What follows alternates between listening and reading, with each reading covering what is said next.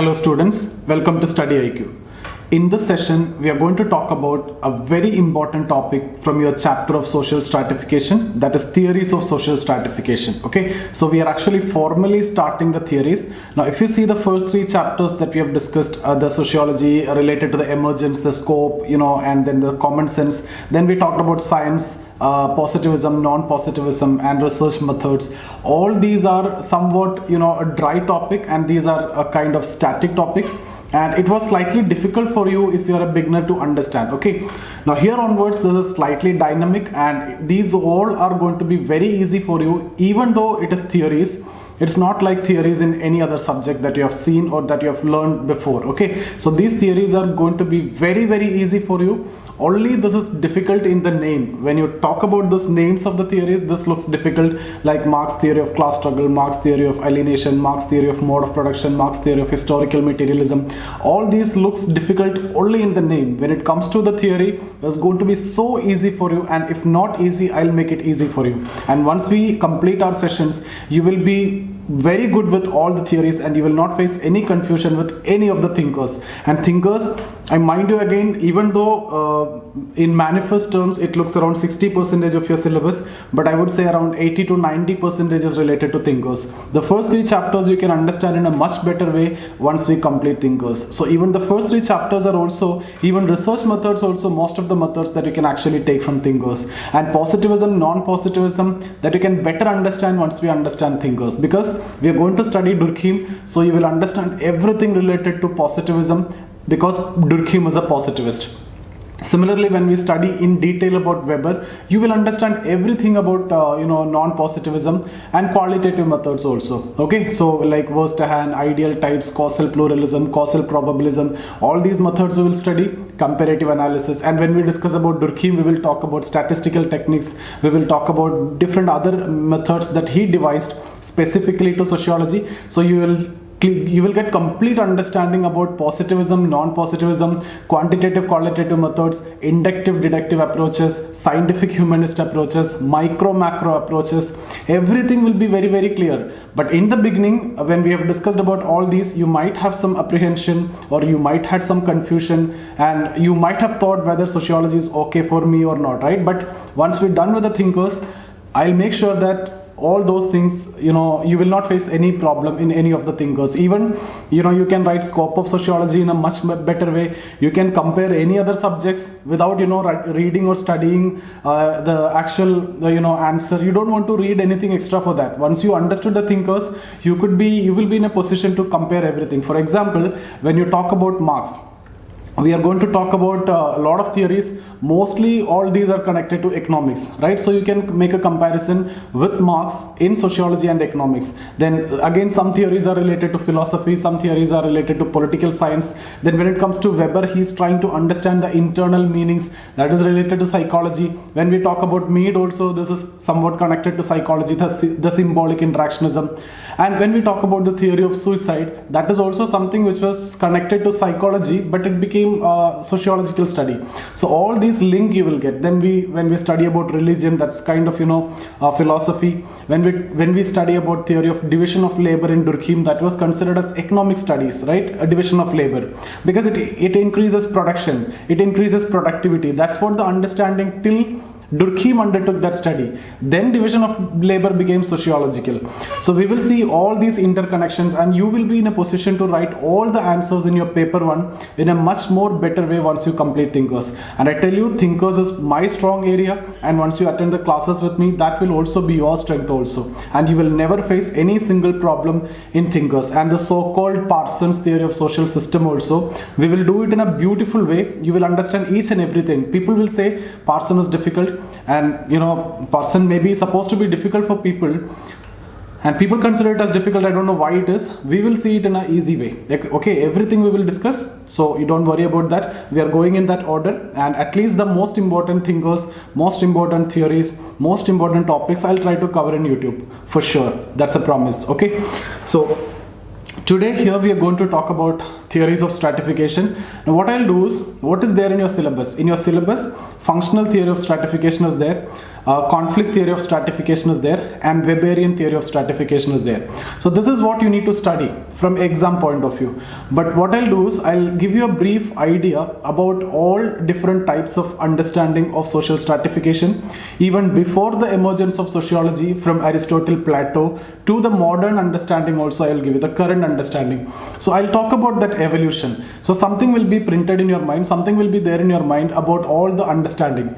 In that, the functional theory, the conflict theory, the Weberian theory will form part of it, okay? But that is what you need to study in sociology. So what I'll do is, in the first 5 minutes, I'll discuss everything, all the understanding, so that in a worst case scenario, apart from syllabus, if a question is asked, and if your other options are also not helping you, other option also you are facing a difficult situation, then you should have some content to write. Only with that objective I'm going to talk about this. Apart from that, this is not there in the syllabus and it's not actually required, and I don't want your 100% concentration for this particular 5-6 minutes, okay, when I'm discussing about that evolution. Maybe you can give me your 20% concentration and that will be more than enough, and keep your concentration level so that when we discuss about the actual functional theory that I'm going to do today, that you can use it, okay?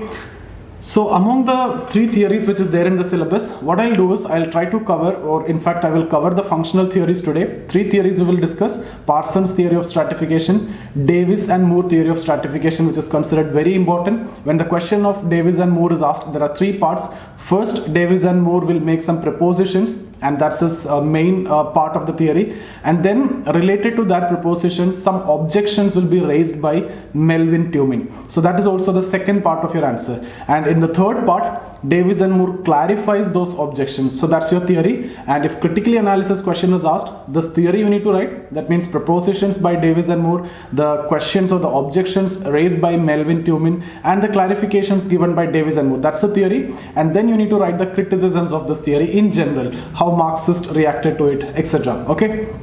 Then we will talk about Weberian theory.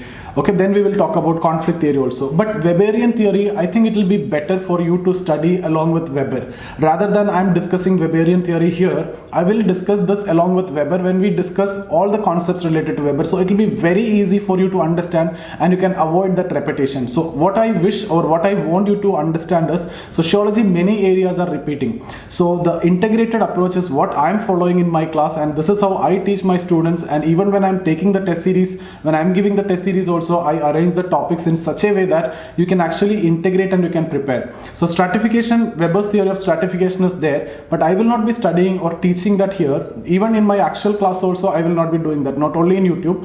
What I'll do is, when I discuss about Weber, I'll talk about Weber in detail, then I can introduce this theory, so it will be very easy for you to understand. If I'm talking about Weberian theory of stratification at this point of time, you know, the problem is I have to explain a lot of concepts and you may not understand also. Same is the case with Marxian theory or the conflict theory of stratification. That I will be doing when I'm discussing about Marx. So once you understood the concepts of Marx, automatically you will understand what is this theory all about. This theory is talking about upper class and lower class, and that creates inequality. And the reason for this is the division of labor which is existing in every society. Okay, so we will understand all those conceptual things in Marx, and then comes to this theory, you will understand each and everything. And we don't leave anything for chances. We cover 100% syllabus, and in a more authentic and more reliable way. Okay, so I can make sure that you'll score very high. Like I had good marks in sociology. All the 3 mains I have cleared with sociology, especially first 2 mains I got 300 plus and then 270s. But every time I was able to score good in sociology. Why? Because my strength was paper 1 and thinkers. And after attending these classes, you will also be able to do that. I'm expecting that, and that's why I'm entering into this new endeavor. Okay. So this is what I'm planning to do. Right now I'm going to talk about functional theory of stratification. Conflict theory I'll do with Marx. Weberian theory I will do with Weber. But before I move to functional theory of social stratification, what I'll do is I'll make that evolution. I'll explain that evolution from the past, even before the emergence of sociology to till now. Okay, so I hope that is clear. So again, I'm telling you, I don't want your 100% concentration at this point of time, but after 5 minutes, when I talk about the actual functional theory, Parson, Davis and Moore, and Warner, at that time focus more. Okay, so let's get started with the understandings. So initially, when I'm talking about before the emergence of sociology, even the initial people also made some attempt to understand the social inequalities which are present. Okay, so for example, when we talk about Plato and Aristotle, I'll take them together.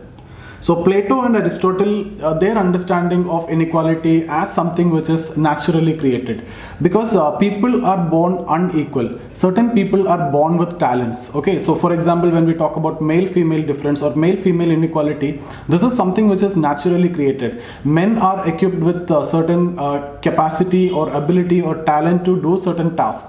So men are more muscular. Okay, so such kind of natural differences there, and this is permanent, and this is inevitable also. Okay, I hope you understood. So these people initially tried to understand, or their understanding of inequality as something which is based on natural differences. Okay, it is natural, it is permanent, and it is inevitable. That means people are born unequal. That is the initial understanding. Okay, so natural, permanent, and inevitable.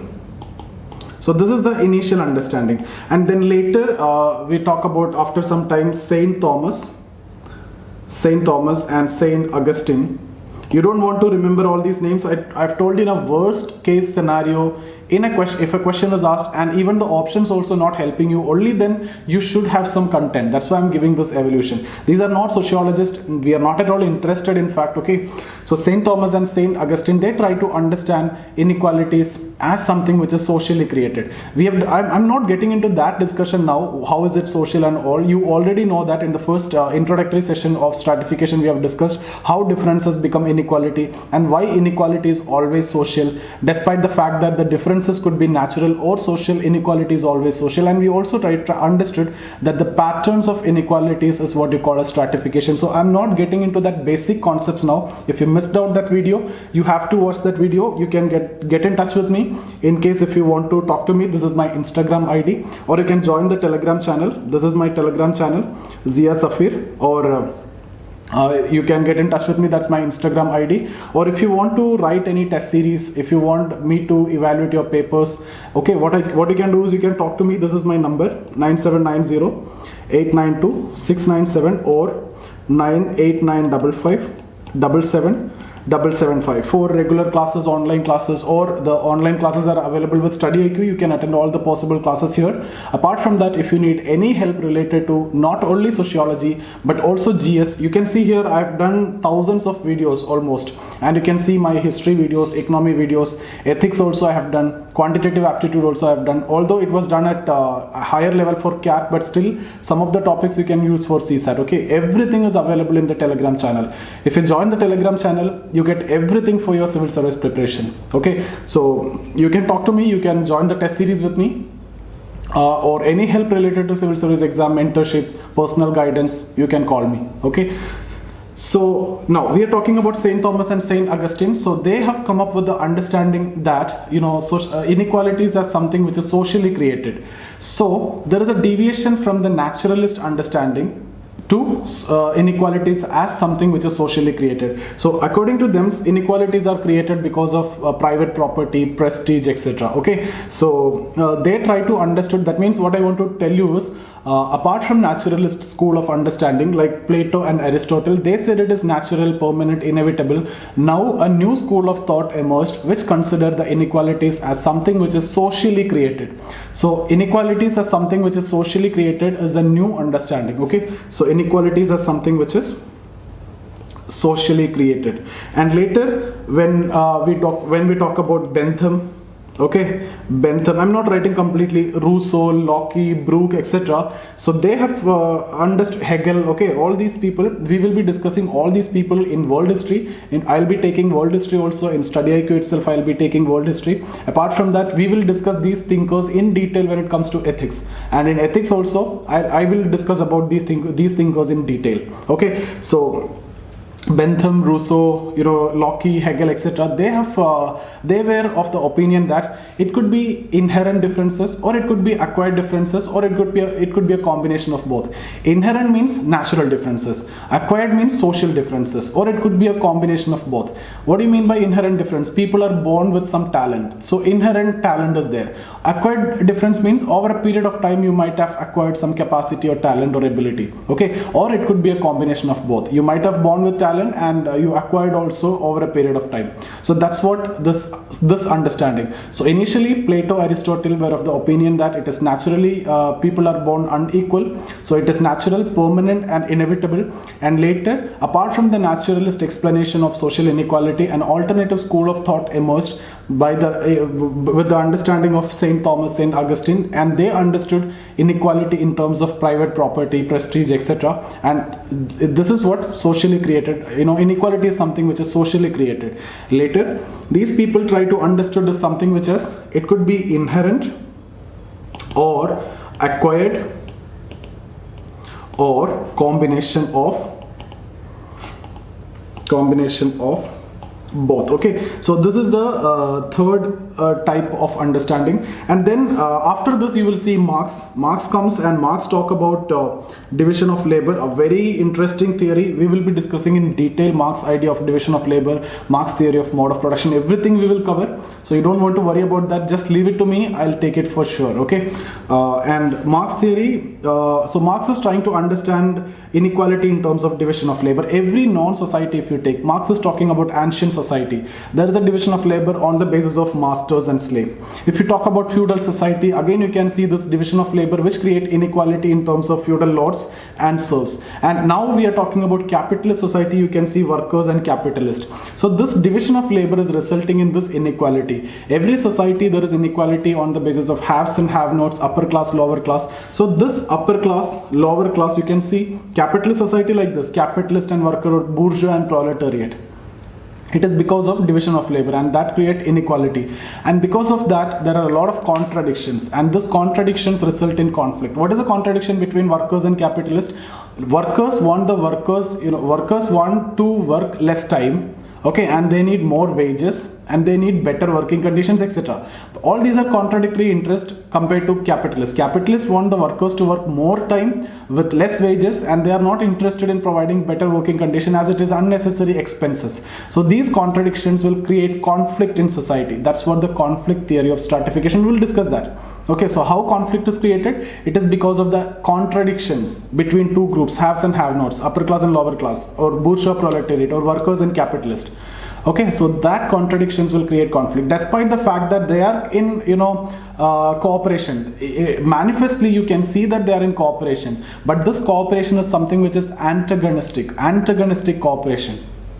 Antagonistic cooperation means their interests are contradictory. When we are doing the workouts in gym, we will talk about antagonistic supersets. Once we are working out for chest and back together, that's what you call as antagonistic superset, or biceps and triceps together, chest and back together, right? So this is what antagonistic cooperation. Here the society is actually based on antagonistic cooperation. Everybody is cooperating with each other, but everybody's interests are contradictory. A buyer want to buy it at the less price, but the seller want to sell it at the more price, but both are in cooperation. Okay, so we will discuss this. This is a very beautiful theory. Your perception towards everything will change once we complete our thinkers. Okay, so that's about Marx theory. And then comes Weber theory.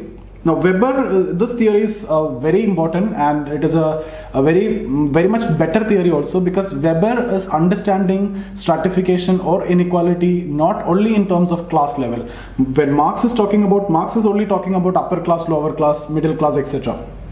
Not middle class. In fact, Marx ignored middle class. That is a criticism. We will talk about that. But Weber is giving a multi-dimensional pattern of stratification, not only class. There are many other differences you can see. For example, class is one dimension. There is another dimension that is status, and there is another dimension which is power.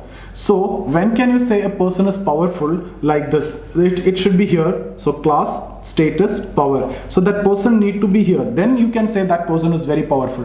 For example, if you talk about a political leader, let's suppose he is from a Shudra caste. So his status is very less. right? And if he is very poor, so he is not belong to the upper class also. So where he will come here, this area. Only political power is there. Because of some reservation or Shudra caste or Dalit caste, he got into the power. But economically he is not well, and status wise also he is not well. So he stand here. He won't get much acceptance in society. Who get that acceptance in society? The person who stand here with better class, better status and power also.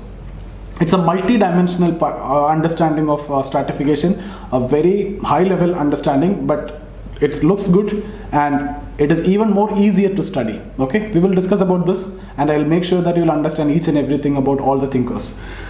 Okay, so that's about Weber, and then later different other sociologists will try to make a combination between Weberian and Marxian approach. Okay, and then postmodernists claim that nowadays there is no stratification. You cannot see patterns now. You cannot classify everything into pattern. A lot of inequalities are there, and the inequalities are reduced to individual level. Between individuals, the inequalities are at high level, and you cannot make individuals into strata. For example, let's suppose society.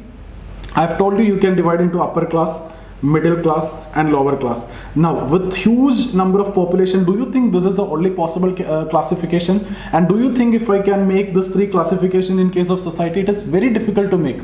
Even the so-called middle class members, if I have classified like this, they will have different attributes and different characteristics, and nobody will fit into a pattern. So it will be very difficult at this point of time, especially in the current society. Okay, so here what I'm saying is this you can see here. If you talk about middle class, further you can actually divide like this: upper middle class, middle class and lower middle class. So this is a possibility. And again, if you can take this middle class, what you can do is within that also there are different properties like upper middle class, middle class, lower middle class. So this is so minute, and at the micro level if you see, you cannot actually understand any pattern even within middle class also. There is a huge division. So the inequalities are seen at the individual level and to an extent a group level. Like you can consider it in terms of family. Okay, it all depends on person, and to an extent it may depend upon family also. It may affect the family also. So at family level you can classify, but not at broader level. So they have rejected the theories of stratification and possibility of reducing or making theories of stratification also. Okay, that's about the contemporary understanding. So this is what we actually need to discuss. Now in this session, what I'll do is I'll talk about functionalist theory. Okay, so in the introduction I haven't mentioned that you need to add what all things in between what all things I have discussed. So when we talk about functional theory of stratification, here basically we are talking about structural functional theory of stratification. Structural functional theory of stratification. Now what do you mean by structural functional theory of stratification?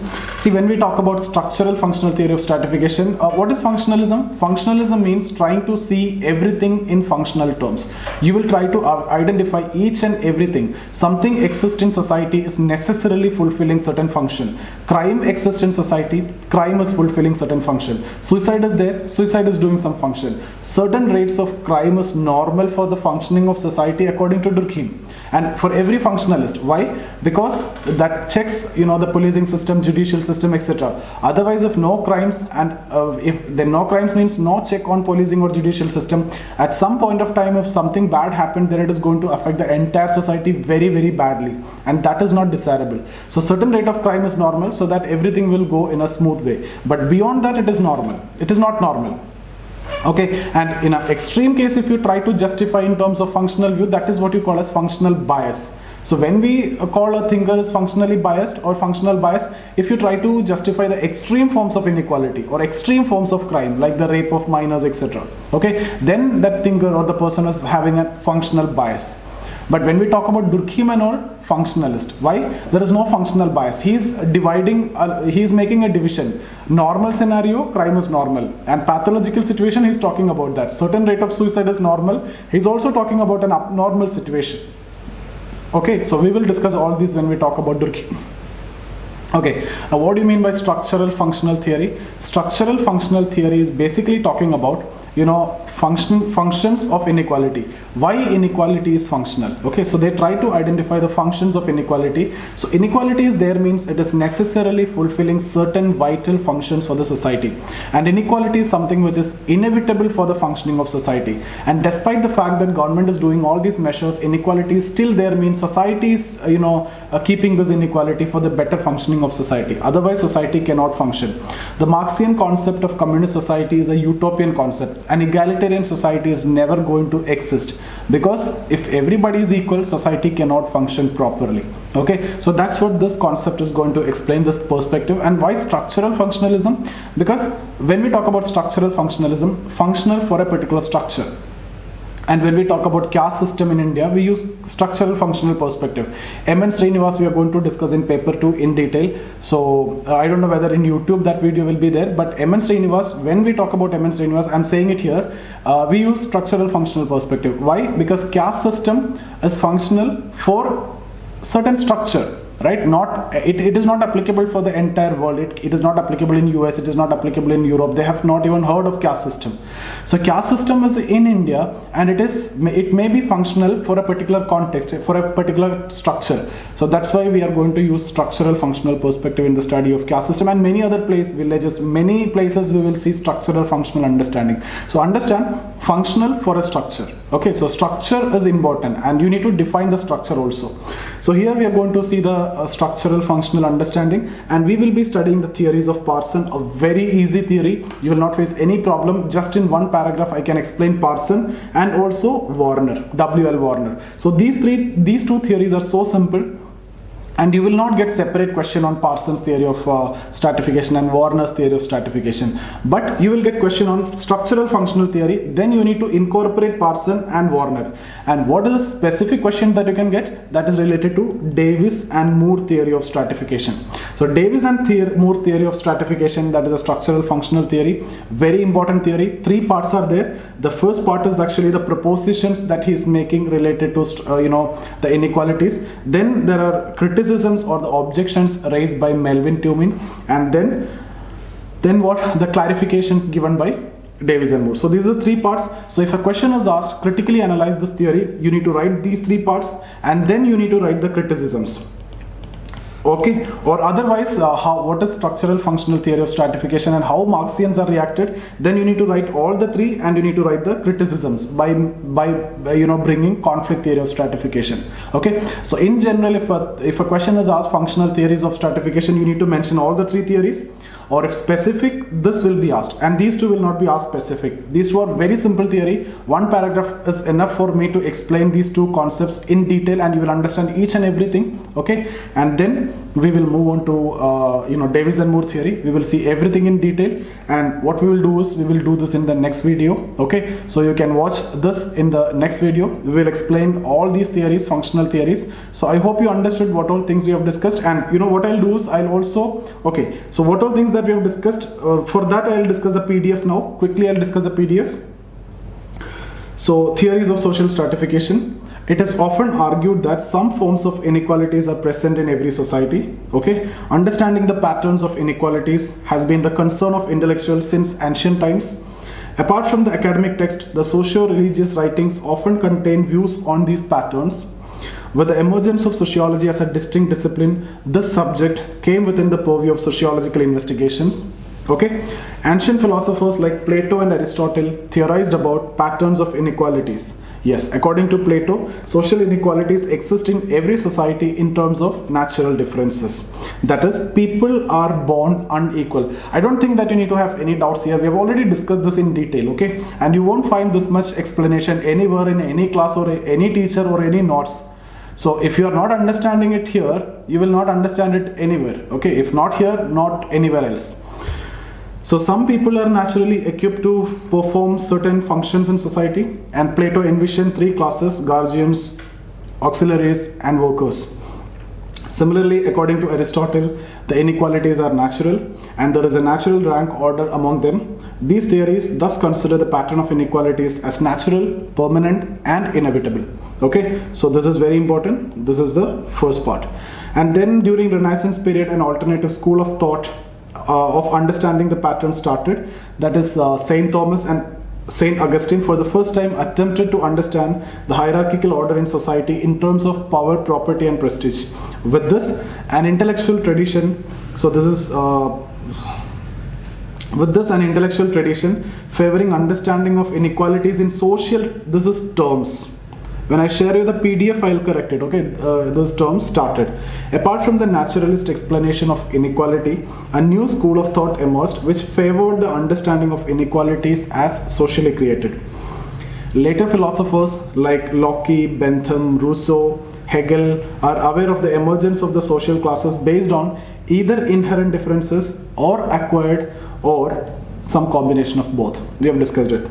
Rousseau talked of social inequalities as created by a system of private property. Okay, so Marx further added, the dimension of division of labor. We have discussed this in the understanding of social inequality. According to him, social stratification or inequality emerged because of contradictions, and these inequalities or contradictions generate conflict. I've told you why contradictions generate conflict, because the interests are contradictory. Even though there is a cooperation, it is antagonistic cooperation. He even conceptualized a society which is free from such inequalities and termed it as communist society. After the middle of 19th century, sociological understanding of inequalities started. Max Weber proposed a Trinitarian model highlighting three important dimensions: class, status, and power, okay? And emphasized on understanding the multidimensionality of patterns. In the first half of 20th century, a new set of theories favoring the structural functional approach, I've told you this now, towards the understanding of patterns of inequalities emerged in the writings of Talcott Parson. We'll discuss Davis and Moore, we will discuss W.L. Warner, we will discuss. This three is what we are going to cover in the next session, next video. Now, Weber I will cover along with Weber in Thinkers chapter. Marx I will cover along with Marx in the Thinkers chapter. According to this approach, inequalities were seen as fulfilling some vital functions in the proper organization of society. During 1950s and 60s, attempts were made to combine Marxian and Weberian approach in the writings of Eric Olin Wright. Wright further added new dimensions in understanding stratification by talking of contradictory class location. We will discuss all these. By the end of 1980s, postmodern understanding, I've told you inequalities are increasing at the individual level, and stratas are diffusing. That's what you are talking about here. Social stratification conceptualized a society in which stratas are diffusing, inequalities are confined to individual level or at the level of group. That means your family, like that, small groups. These theories proposed the end of theories of social stratification itself. This approach is highlighted in the writings of Baudrillard and Bach. Now comes the theories of social stratification. Here the structural functional theory. I'll discuss it tomorrow. Okay, so you watch this video tomorrow. In the next video, I'll do it. So I hope you understood that what we have discussed. If you have any doubt, please feel free to contact me. You can call me in the given number. Okay, you can message me, telegram me, or WhatsApp me, or you can get in touch with me in the Instagram ID. This is my Instagram ID. You can join the Telegram channel. You will get all my videos over there. Any help related to preparation, civil services, I can help you. Okay, so see you guys. Thank you. So that's about the session. I hope you understood everything that we have discussed today. If you have any doubt in any of the videos that we have discussed so far, you can get in touch with me here. That's my Instagram ID. Okay, or you can join the Telegram channel. You will get all my videos over there. Everything is there. Or you can see here, this is the Telegram channel, or this is the Instagram ID. These two are my Facebook page. You can get in touch with me in any of this. If you want to learn economy with me or history with me or general studies, any subjects, you can, if you need regular classes, you can get in touch with me, or the online classes are available with StudyIQ. You will get all those classes. Still, you will get my YouTube videos in this Telegram channel. Okay. So I hope you understood everything that we have discussed. So see you guys. Thank you.